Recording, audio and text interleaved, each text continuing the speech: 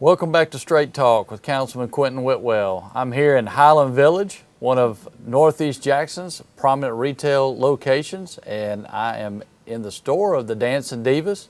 We wanted to come to Highland Village because many people may have heard or read in the paper that for 2.5 years they tried to get their sign fixed. It had a problem from a tornado that needed to be addressed, and also wanted to change out the old LED lighting to the new digital lighting, and it took a long time, and unfortunately they were not able to get it accomplished without going before the city council. But once they did, we were able to get the votes and take care of getting that done, because we want Jackson to be business friendly.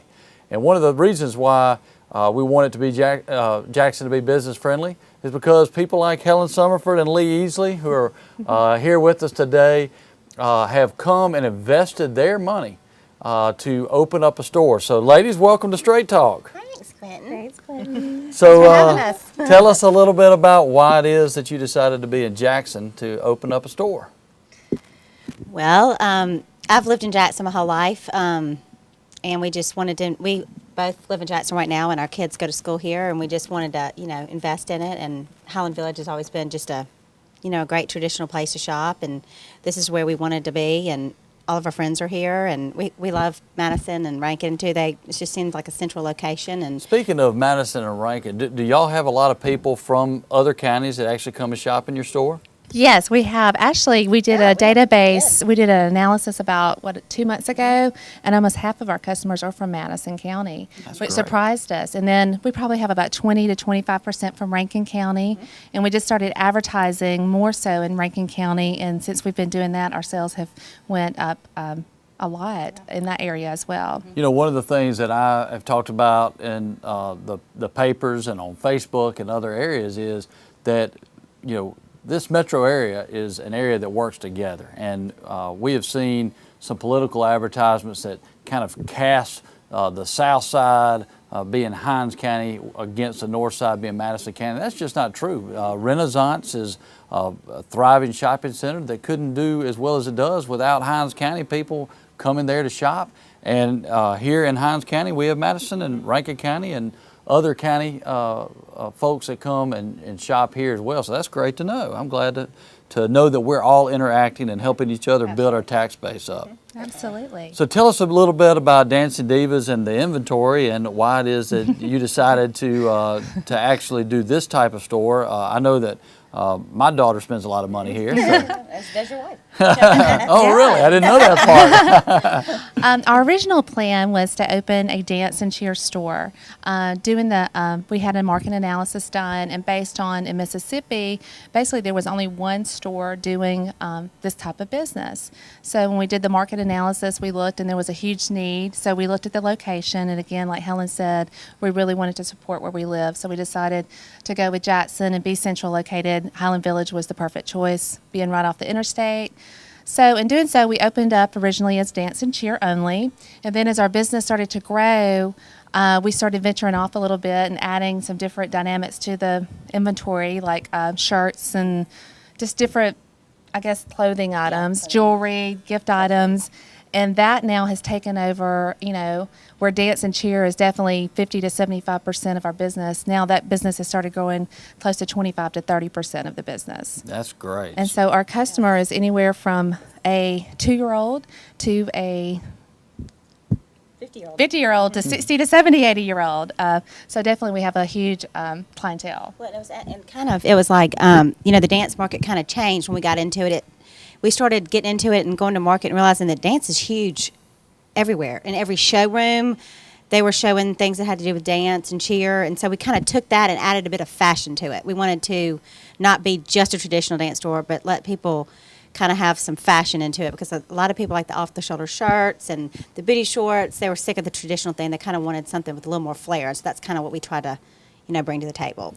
So you're like the cool, hip, and trendy of dance, is what you're trying to tell us? Well, that's what we like to think of. But I don't know if everybody would say that. But that's What everyone about is. the impact of this new era of exercise? It seems like yoga and Pilates and some of these non-cardio types of exercise are really popular. Do y'all cater to that clientele as well? Yeah, we definitely do. We actually just got in 2 new lines of Pilates and yoga, kind of loungewear, which is huge right now. I mean, that's huge. Everybody's wanting the workout look, but they also want like a fashion look that they can wear kind of all day long.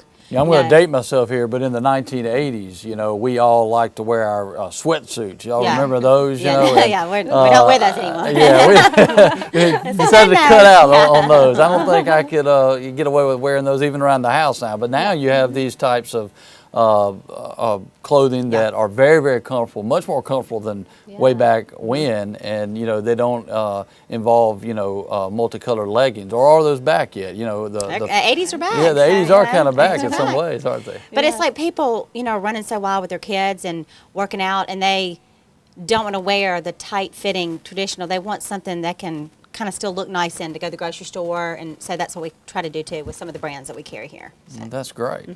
So when you first, going back to just kind of deciding to be business women, I know that y'all have done different things in the past, but when we talk about Jackson and we talk about the clientele and the whole metro area, are you satisfied with, based on this market analysis, are you satisfied with the numbers that you are producing, the amount of business that you are getting? Is it better than you thought?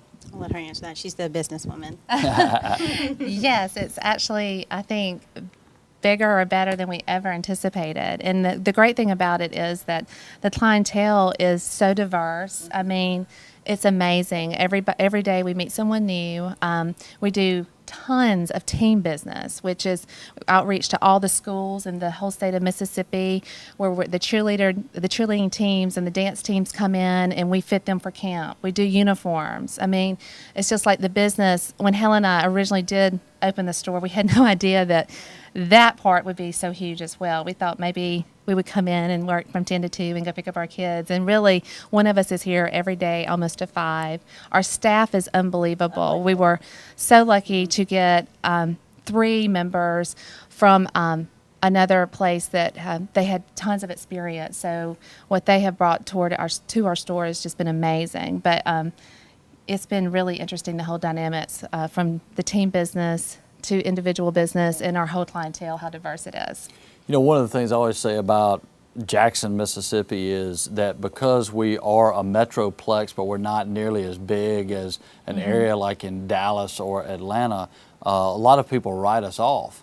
And if you look, I mean, some of the things I've heard, like even over Renaissance, like the P.F. Chang's and the B.I.G.'s, I hear that their restaurant actually performs better in the I've heard that. Ridgeland area than in some of these bigger areas. And I feel like that probably is true. There are a lot of people here that have been, they travel, they go places, and they look for that next step up, something that has not been here before, but that they saw, in Las Vegas or in Los Angeles or New York City or Miami. And it looks like from the retail wear that you all have, that y'all have really brought that dynamic, and I think people are rewarding you for that, and that's wonderful. People have been so great to us. I mean, just our friends and people we've met, and people from, like I said, Madison and Jackson, Rankin, Byram, all over. I mean, people have just been so supportive, and it means so much to us. I mean, that's, you don't have a business if you don't have good customers, and they've been great. And I think they do like, a lot of people, we've had several people come in here and say, y'all stuff is edgy and fun, and it's nothing we've ever seen, and I think that's part of why they like to come here and find different kind of stuff. What's wonderful about Jackson is that we're not just a bunch of Jacksonians. There are so many people that come here from all over the Mississippi Delta. Jackson is a huge draw. You being from North Alabama, I'm from North Mississippi, and coming to Jackson, it's just a great place to settle in, to raise a family, to enjoy quality of life. And so for those that don't believe that, they need to understand it. So we're glad to have been to Dancing Divas. Hope you enjoyed this segment. Stay with us because we'll be right back after this break. When you give blood, you may be helping people you'll never know. Or you may be helping your loved ones. Did you know that a single donation can save 3 lives? 3 lives. 95% of us will need blood sometime in our lives. That's 19 out of every 20 people, all needing precious, life-giving blood. So why not give? Make giving life your way of life.